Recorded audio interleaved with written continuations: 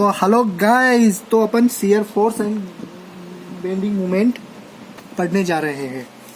तो A7 को आप लाइक और सब्सक्राइब करते रहें, करना चाहें तो।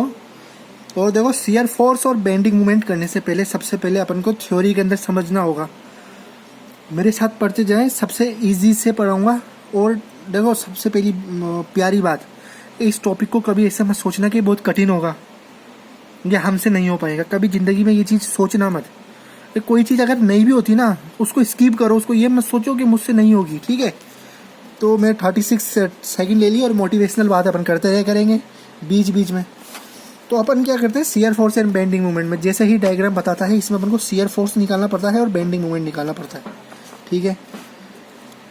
अब शियर फोर्स क्या है? शियर फोर्स बताता है कि जो बीम है अपनी अंदर, उसके अंदर कितना शियर आ रहा है, ठीक है। ये बेंडिंग मोमेंट बताता है कि उसमें कितना बेंडिंग मोमेंट है। बेंडिंग मोमेंट मतलब कोई बेंड हो रहा है या शियर मतलब टूट रहा है, ठीक है, ऐसे। अब सबसे पहले अपन बात करते हैं कि अपन किस किस टाइप की बीम लेते हैं। टाइप ऑफ ए बीम अपन सारी बीम का करा देंगे, जिससे कोई से भी एग्जाम में हो, चाहे से वो राजस्थान जेई का हो या कोई सा भी हो, कभी फ्यूचर में कभी जरूरत हो तो उस टॉपिक को आप जाके देख लो, ठीक है। टाइप्स ऑफ ए बीम, तो देखो कितने प्रकार की बीम्स होती है। पहली होती है cantilever beam. Cantilever beam, simply supported beam,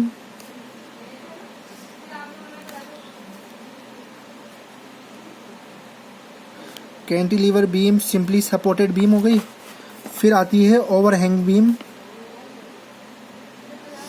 overhanging beam, continuous beam और फिक्स्ड बीम।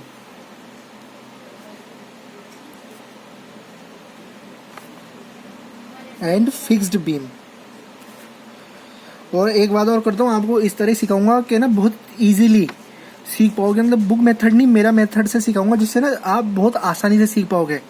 मतलब मान के चलो, ये जो आपको है ना इस बॉक्स में, इतने से बॉक्स के अंदर या इससे थोड़ा सा बड़ा मान लो, उसमें आप पूरा आंसर निकाल दोगे, शियर फोर्स का भी और बेंडिंग मोमेंट का भी। देखना, और बुक से भी दिखा देंगे कि बुक वाले कैसे करते हैं एक्स ले लेके, लेकिन अपन सबसे पहले ऐसे करते हैं। तो सबसे पहले अपन समझते हैं कि ये क्या होता है, कैंटिलीवर बीम, ठीक है।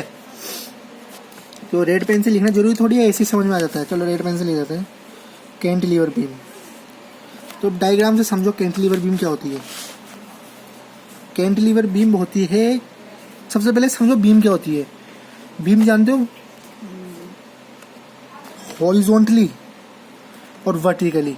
जो वर्टिकल होगी वो होता है कॉलम, लेकिन जो हॉरिजॉन्टली है वो है बीम, ठीक है। तो बीम आती है अपने छत में, देखी होगी ना बीम।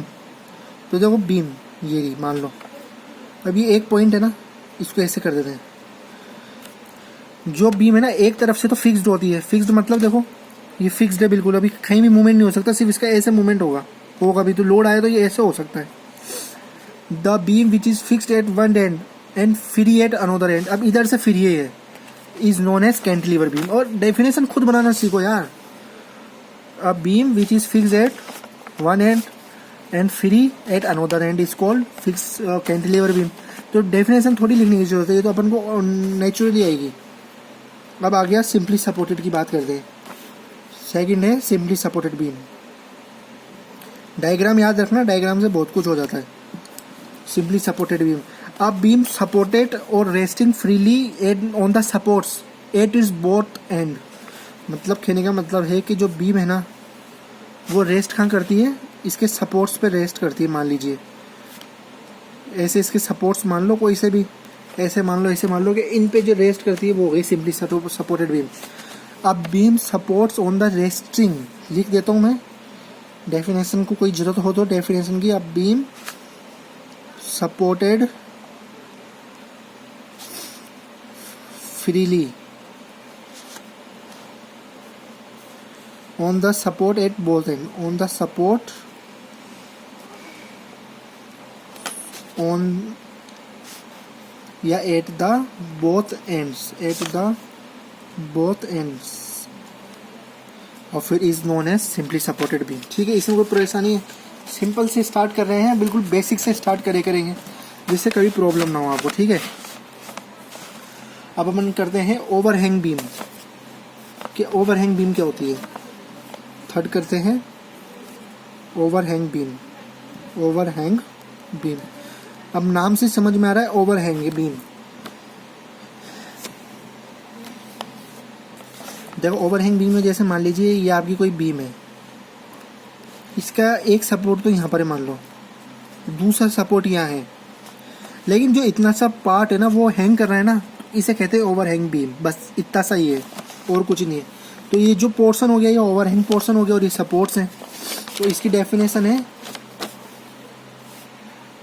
डेफिनेशन लिख लेना, पता होना चाहिए क्या होती है, ठीक है। एक इंजीनियर पता होना चाहिए क्या चीज़ है, किसकी बात कर रहे हैं। कहीं कभी देखो तो आप बता पाओगे हाँ चीज़ ये होती है। If the end portion, if the end portion of the beam of the beam is extended, मतलब निकला हुआ है, एक्सटेंडेड बियॉन्ड द सपोर्ट। वो ये यार, ये जो डेफिनेशन है ना, एक बार डायग्राम आप खुद समझ लो ना तो आप कुछ भी बना सकते हो डेफिनेशन देख के।